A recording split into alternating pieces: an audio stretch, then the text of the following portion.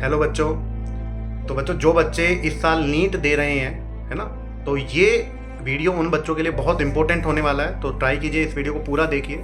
बहुत सारे बच्चों का मेरे पास मैसेज आ रहा है, स्पेशली जो बच्चे इस साल 660 से 720 के बीच में थे, कि सर हमें पढ़ाई स्टार्ट करनी चाहिए कि नहीं करनी चाहिए, रीनीट होगा या फिर नहीं होगा। तो बच्चों, आज सुप्रीम कोर्ट ने एनटीए को बहुत फटकारा है और उन्होंने बोला है कि आप एक टेस्ट एजेंसी अगर हैं, टेस्ट करवा रहे हैं, तो आपको पारदर्शिता कायम रखनी पड़ेगी, मेंटेन रखनी पड़ेगी, है ना। अगर कोई गलती होती भी है तो उस गलती को एक्सेप्ट कीजिए और उस पर कार्रवाई कीजिए, क्योंकि 0.001% की भी अगर गलती होती है और उस गलती की वजह से मान लीजिए जो बच्चे लायक नहीं थे और वो डॉक्टर बनते हैं, तो बच्चे समाज के लिए बहुत बड़ा खतरा होंगे, है ना।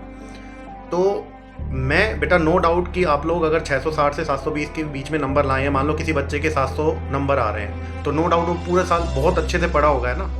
एक हो सकता है किसी बच्चे ने 12th के साथ निकाला हो, किसी ने फर्स्ट ड्रॉप, किसी ने सेकंड ड्रॉप, और इतना टाइम पढ़ना इतना आसान नहीं होता है। तो स्पेशली उन बच्चों के लिए अब बहुत ज़्यादा टेंशन आ गई है जो बच्चे अच्छा स्कोर कर रहे हैं ना, और इस साल हो सकता है कॉलेज मिल जाए।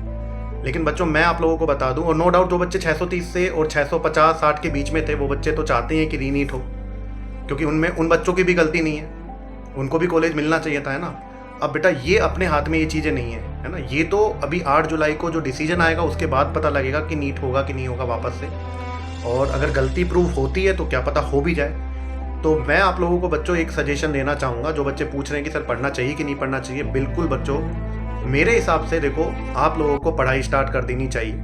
ज़्यादा देखो, नो डाउट कि अभी हम लोग पढ़ने बैठेंगे तो बहुत सारे दिमाग में आएंगे, सर इस बार 700 आएंगे नहीं आएंगे, 680 नंबर आएंगे कि नहीं आएंगे।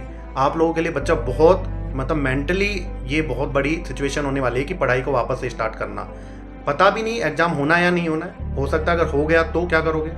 तो ट्राई कीजिए बेटा, अभी ज़्यादा अगर आप लोग नहीं पढ़ते हैं तो 8 तारीख तक, 8 जुलाई तक एटलीस्ट आप लोग डेली पेपर प्रैक्टिस करना शुरू कर दीजिए, है ना, कि डेली हम लोग 1-1, 2-2 पेपर एटलीस्ट बना लें। इससे क्या होगा, वापस से सिलेबस के हम लोग टच में आ जाएंगे। 8 तारीख को हमें पता लगेगा कि नीट होना है कि नहीं होना है, क्योंकि ज़्यादा टाइम नहीं मिलना है। अगर होना भी है तो मान लीजिए 1-1.5 महीने का टाइम मिला, तो उस 1-1.5 महीने में पूरा सिलेबस रिवाइज करना बड़ा एक चैलेंजिंग हो जाता है पूरे साल का। तो एटलीस्ट अगर आप लोग पेपर प्रैक्टिस करेंगे तो एक सब्जेक्ट भी टच में आ जाएंगे ना वापस से, क्योंकि रीस्टार्ट करना बड़ा मुश्किल होता है। तो होपफुली देखते हैं क्या होता है क्या नहीं होता है, पर आप लोगों को बच्चों घबराने की जरूरत नहीं है। अब जो होगा देखो वो तो करना पड़ेगा, है ना। कोई भी, आपके सारे टीचर्स आप लोगों के साथ है, कोई भी हेल्प चाहिए तो आप लोग जरूर लीजिए। मैं भी आप लोगों के साथ हूँ। कोई भी आपको हेल्प चाहिए मेरी तरफ से भी तो आप लोग जरूर लीजिए, और जैसे ही कोई अपडेट आता है तो आपको जरूर बताया जाएगा, इन्फॉर्म किया जाएगा।